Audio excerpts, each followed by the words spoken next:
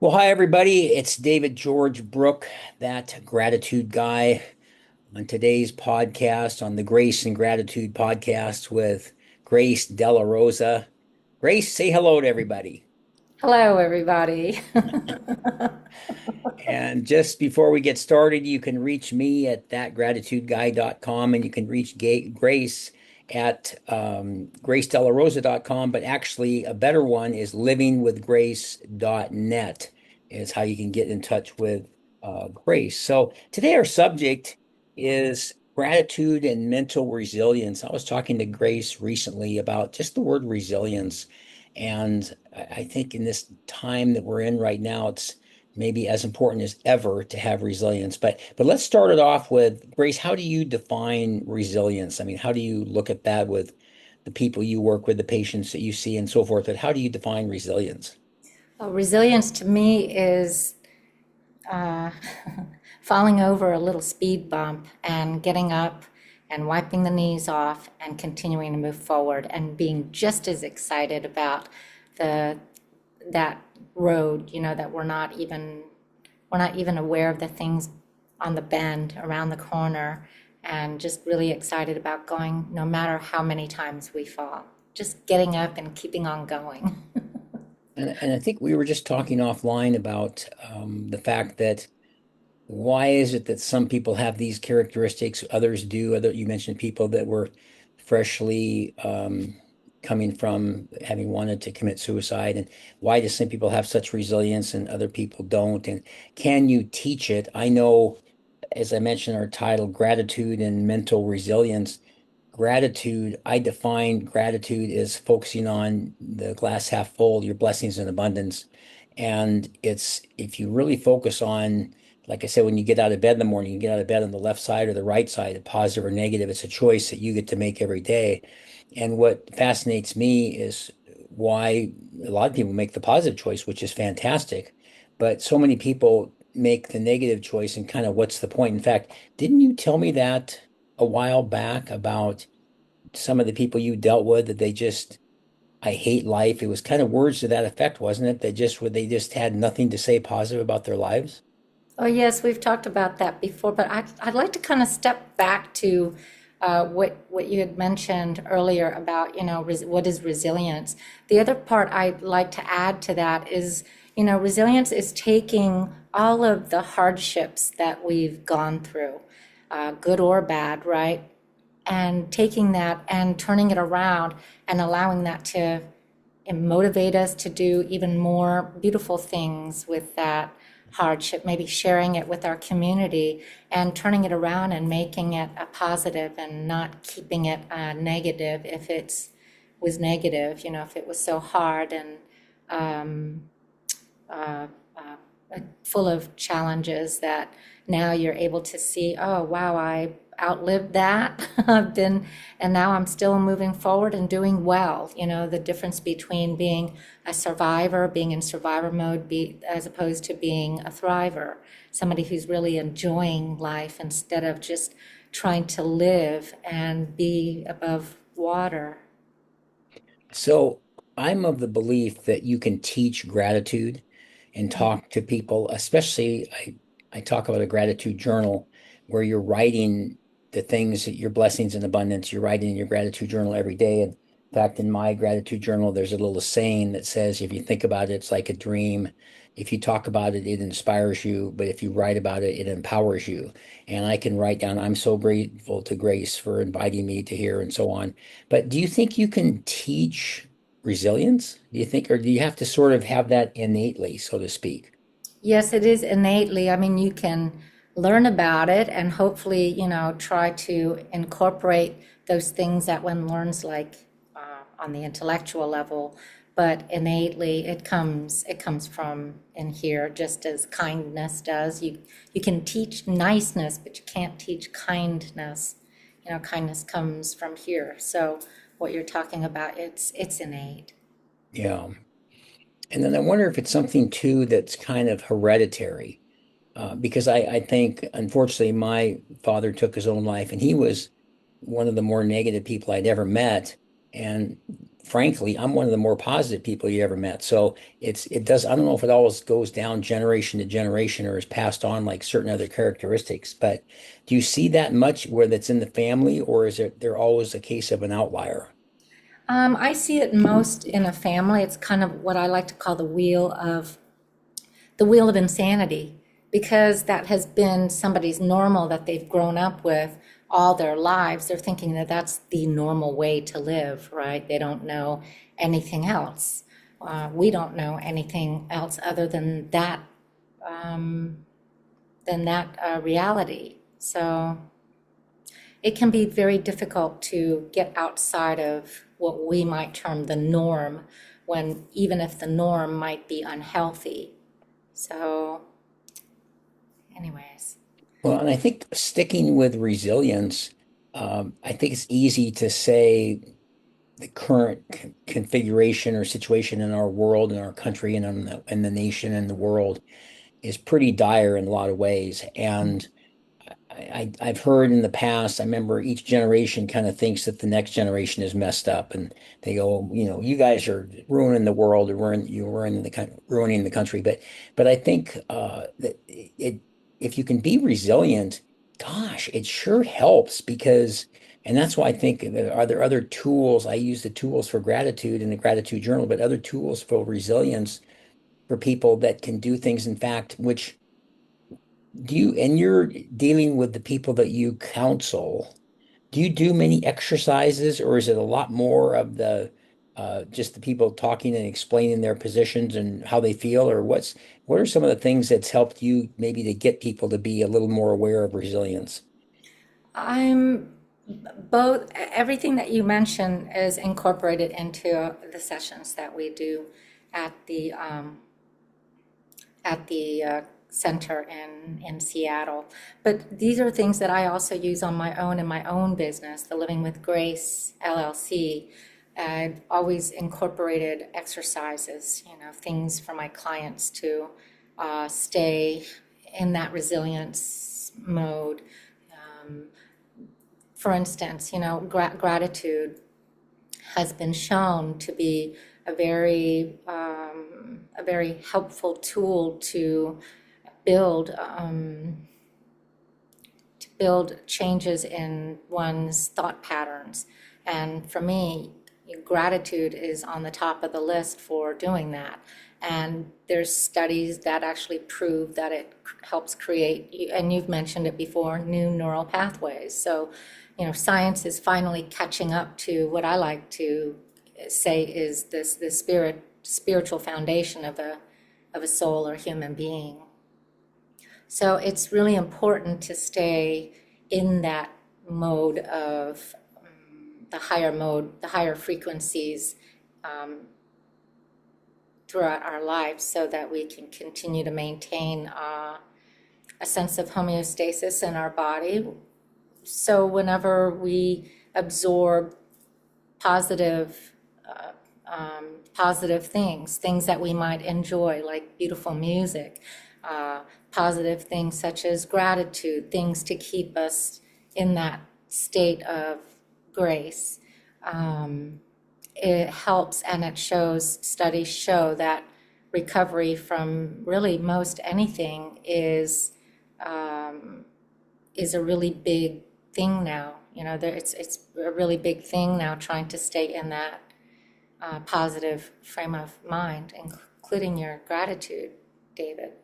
Yeah, for sure. And take a sidebar for a second, little advertisement, mini advertisement, livingwithgrace.net. Talk a little bit about the website. The website is there, livingwithgrace.net, as you said, and it outlines all of my services, most of my services, and I'm still trying to update that. But if you go to livingwithgrace.net, N-E-T, you'll be able to see a list of my services. All of them are holistic in nature, and everything is integrative. So you can take one service and be fine, but you can take all the services and they kind of build upon each other. All of them are spiritual in nature, but because of my background in mental health and psychology, I love being able to use my experience and incorporating that clinical, clinical with non-clinical. But for me, it's really all non-clinical. I don't have to be, tied with the insurance, which I certainly, don't want to scare anybody. But yes, my services are not covered under insurance, so it's self-pay. I'm private entity, and it helps. I mean, it actually saves money. There's no premiums to pay, and in the long run, if you add up all of the amount of money one pays on premiums, right, and the amount of services that one uses and add those charges up, it's a lot more than having to just pay a simple out-of-pocket price to do it just whenever. Anyways, I digress, but I have many, many services, and I have a variety of services. Again, everything from spirituality to psychoeducation, really, where I teach a lot about, changes and behavioral changes, things that we can change in one's life if one wants to, for the better, of course, always for the better, to my work in TV, my professional services for content in television, radio, video, print. I've been doing that for, 40 years. Yeah, minimum 40 years. Anything from voiceover work to spokesmodeling work to, television work, TV commercials, what's known as industrials, where we do work with companies. I worked for the Homeland Security and did a lot of video work for them, and all of them are training videos. So they were all training videos for federal agents for our country. So I feel very honored to be a part of that.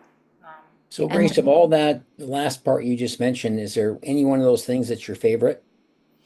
no, I love all of what I do. Piano too, improv piano. So I really do have all kinds of all kinds of services there. Well, that's good. And I wanted to make sure the audience was aware of that because, again, livingwithgrace.net. So, a lot of opportunities for engagement there. And mine is thatgratitudeguy.com, and not quite as many options, but it's primarily designed for me as a speaking website.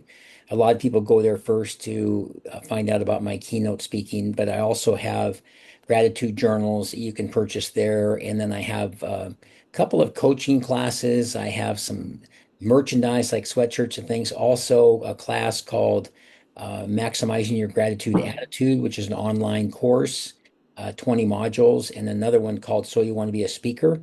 I meet a lot of people that want to be a speaker and they wonder how to get started and so forth. So, all that you can access through thatgratitudeguy.com. So, a quick little advertisement for both of us there. So I want to come back to, and feel free to jump in, Grace. I don't want you to have to just feel like I'm just peppering you with the questions, but I love the concept of exercises. Is there an exercise that you can think of that you could share with the audience? Which I can't think of something I would say that, when somebody's being negative, we do this exercise and they get to be a little bit more positive. Or is there anything like that that you can share that's something that might give a good example of what you do to help people? Sure. One of the easiest ways to get one started, you try to meet your client exactly where they're at least I do, and without trying to push them, but at the same time inspire them to make one change. So one of the easiest exercise I really enjoy is what I like to call the gas station exercise. And that is, I ask my clients for the next 3 weeks, pay attention to the gas stations that you're going to. You can't go to the same one. Each time, whenever you go fill up your tank, I don't know how many times you fill up your tank each week, David. I probably fill my tank up at least once a week or a week and a Yeah. half, Yes. right? So, in 3 weeks, you'll have to pick maybe one or two gas stations at the most. So, what I say is don't go to the one that you normally go to, find another one. And how does that have anything to do with gratitude? Well, one of the things is it gets us out of our minds, right? It forces us to create new neural pathways when we're having to think of something new outside of our comfort zone. And, just stepping outside of one's comfort zone is a really huge step to take in Hmm. for any reason at all. Change alone is something very huge for people. People are most human beings are very much into routine. But one of the reasons why this could work for a gratitude exercise and having them start thinking in a different mode is if they're already having to think a different way. They can't go to the same gas station. So that's one of my favorite ones. It also helps us understand that change is inevitable. And and if we can be resilient, resilience is, like I said, getting up and moving forward anyways. Resilience is part of also, being able to accept change, a radical acceptance of change, constantly changing one's state of mind and behaviors. So we start off with behavior, and the behavior is run by our thought. So now you have to think of a new place to go to get gas. And I don't know about you, but I like trying to find the least expensive gas station Right. in Right. town.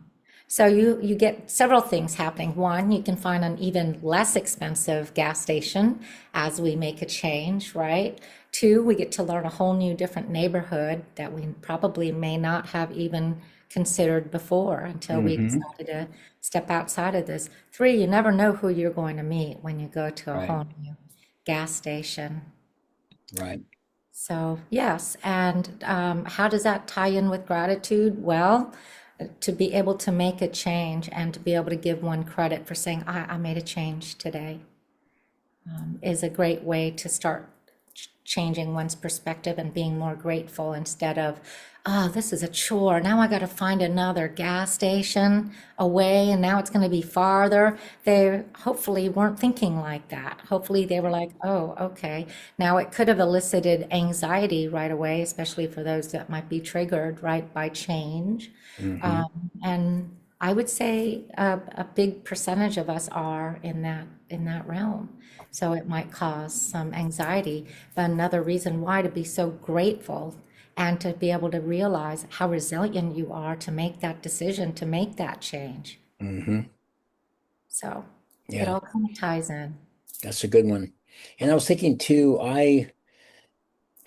I'm just not a person that the keynote speeches that I've done 7 or 800 in 10 years, and I've never used PowerPoint. I just am not a fan of PowerPoint. And so, but what I am a fan of is activities and exercises and interactive type things.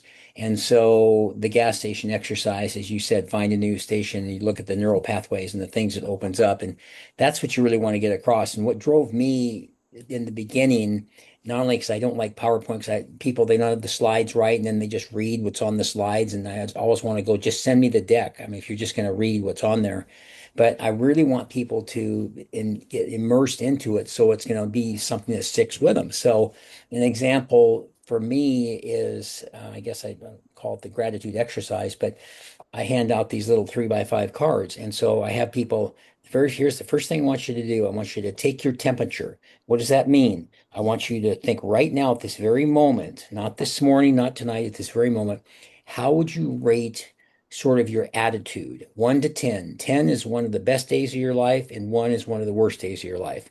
And whatever that is, and figure out what that is. A lot of people might be a seven, or you can do halves, a 7.5, or something like that. But whatever that is, write the number down. Be honest, you're not going to share it with anybody and put a circle around it. So then they do that and they say, now write 1, 2, 3. And I want you to write down three things. And let me start. Number one, what is the single greatest thing you're grateful for? And put that down at number one. You can't pick anything else. Just if you can only pick one thing, so write that down. So they're all busy feverishly writing and so forth. And number two, what is the second thing you're most grateful for after the first one? And I don't ever, I mean, for me, health and my sons, and there's certain things that are always in my top one, two, or three, but I don't give any hints. I want them to come up with them on their own. So then they put the second thing, and then they say, now, number three, you might want to think about this for a moment. What was the highlight of your day yesterday? What was the best thing that happened to you yesterday? So just think about it for a minute and write that down at number three. So now they're all writing it down. So then I say, okay, so now it took you 30 to 60 seconds to write those three things. I want you to take another 10 seconds and reread each one of those three things you wrote and plant it firmly in your brain. So they're all reading it back. I said, now, after you've read those three, I want you to write another daily number. Might have changed, could be the same, could be higher, could be lower, whatever it is. Write that number after reading those three things, write it down below the three things and put a circle around it. And so then they all do it. And I say, now, by show of hands, how many people's from the top number to the bottom number went up? Three-quarters of the hands go up. And I go, so that's a 60 to 90-second exercise of how focusing on gratitude will make a difference in your life. So imagine 5 minutes, shameless plug, 5 minutes in the gratitude journal, and imagine what that'll do for you when you actually go from 90 seconds to 5 to 6 minutes is all it ever takes me. And it's forever there in life. And as I've told people too, you start having a bad day. I always write in the morning. You can go back and reread it in the afternoon. It'll get you back on track again. So I'm just a really big fan of anything that can give people concrete ways to overcome depression, anxiety, frustration, negativity, whatever it might be. And so, with that, can you think of, I like this gas station exercise too, necessarily an exercise that would involve resilience? There's plenty. I actually did a session on resilience just recently, and somebody just asked me to write on that. No, not right off the top of my head. What about you? Well, I think there's a couple more that I do that are I would say would certainly help with resilience. Another one is called the UR card. And what I have them do is, and sometimes I flip the card over and I go, now, because this has to do with how you feel about yourself. And I Hmm. think if you have a better relationship with yourself, I kind of think by definition, you're probably more resilient because you feel good. And I contend it's the most important relationship you'll ever have. Nobody else, just with you, even your kids, they're two, three, four, five down, but the person you see in the mirror brushing your teeth in the morning. So what I have them do is I say, write these two words, you are, Youare. They write it down. And then I said, now, here's what I want you to do. I'm going to give you 30 seconds, 60 seconds. I guess I do. For the next 60 seconds, I want you to be your biggest cheerleader. I want you to be not you. I want you to be your mom, your dad, your boyfriend, girlfriend, husband, wife, best friend, whoever thinks you're like the coolest person on this planet. I want you to be them for 60 seconds. And I want you to write down as many qualities as you can about you are. You are funny. You are talented. You are entertaining. You are smart. You are bright. You are creative. Whatever they can write, as many as you can in 60, 90 seconds. Everybody's just writing like crazy. So now they have about usually 10, 12, 15 characteristics. So then similar to the other one, but it's a little different. So, okay, now stop. Now I said, but like before, it took you a minute and a half to write them down. This is your biggest cheerleader, thinking how they view you and how they see you, because we tend to be too hard on ourselves in many ways. So they reread them again over 90 seconds. Once again, show of hands, how many people feel better about their life now? And 90% of the people raise their hand. And so what is it about why somebody else has to tell us we're creative versus if I say to you, I'm so creative, this doesn't have the same meaning to it. There's something about that biggest cheerleader, about that other person that validates it more, which is really why it's so powerful.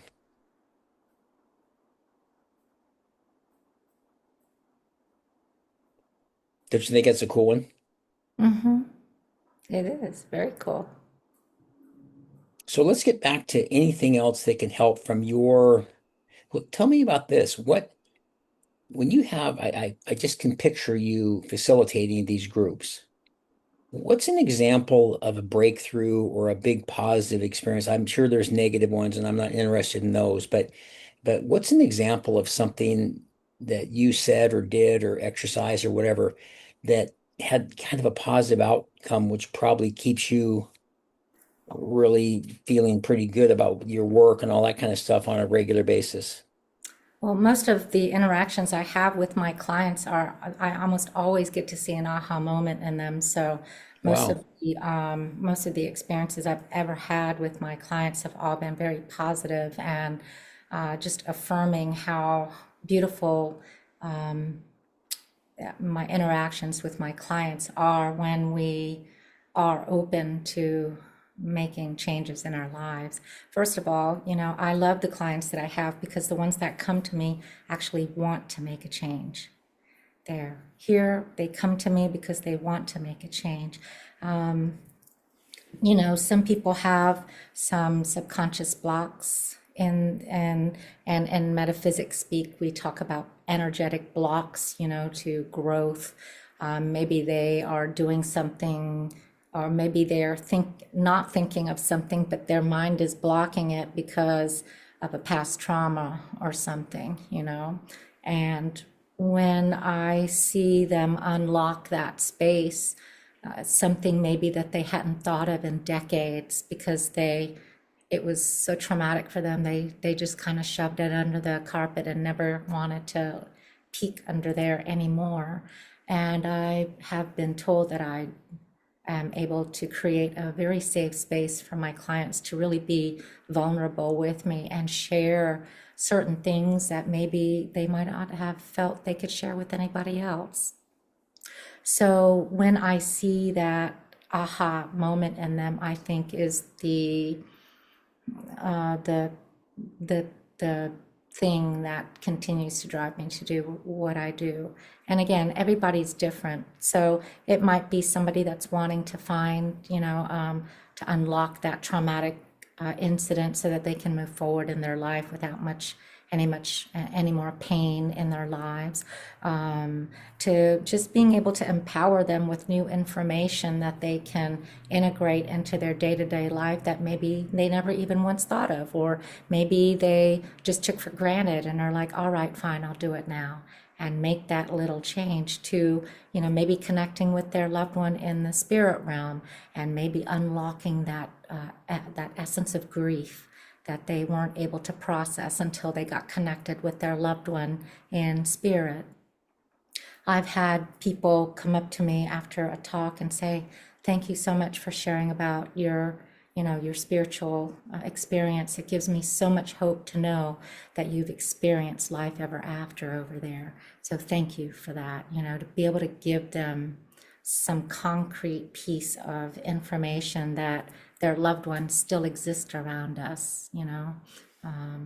It provides a lot of hope for people to know that there's much more to this world and our life than what we can see in front of us. And the things you talk about, David, in your exercises and in your what you're doing with gratitude is a lot of it. It kind of is very similar to living mindfully, and that's what I coach on is mindful living. And gratitude is a huge part of that process. So, I think it's interesting too how just from hearing what you just said, mhm, it makes me feel really bad for some people, but good on the other hand, there's people they never could share anything with, but then they could share it with you. mhm. And you figure we all have people, mothers, fathers, friends, husbands, wives, whatever, but we don't, best friends. People don't. And sometimes for that to have that sort of, for lack of a better term, breakthrough, must be really rewarding to see that. And I'm sure there's tears sometimes and different things as well, but that must be really rewarding for you to, I don't want to say pull it out of the person, but have the person comfortable to talk about it.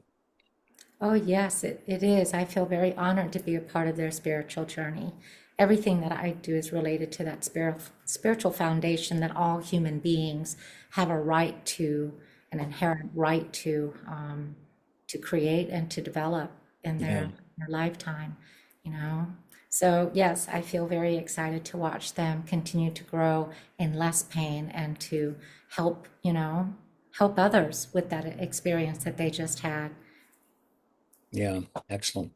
Well, I Mhm. think we'll wrap up there for our inaugural edition of Grace and Gratitude podcast. And this has been Gratitude and Mental Resilience. We'll be back soon to have another edition as we hopefully uncover a lot of the grace pieces and the gratitude pieces, hence the name Grace and Gratitude podcast. So, Grace, thank you so much for being here today. It's been a pleasure. Thank you so much. I thought I was going to be able to ask you a couple questions. That'll be next time. All right. That's okay. We'll save that for next time. You're too interesting. Me, I'm boring. So, anyway, but all right, we'll see you all here in another week or two for another edition. Take care. Thanks, everybody.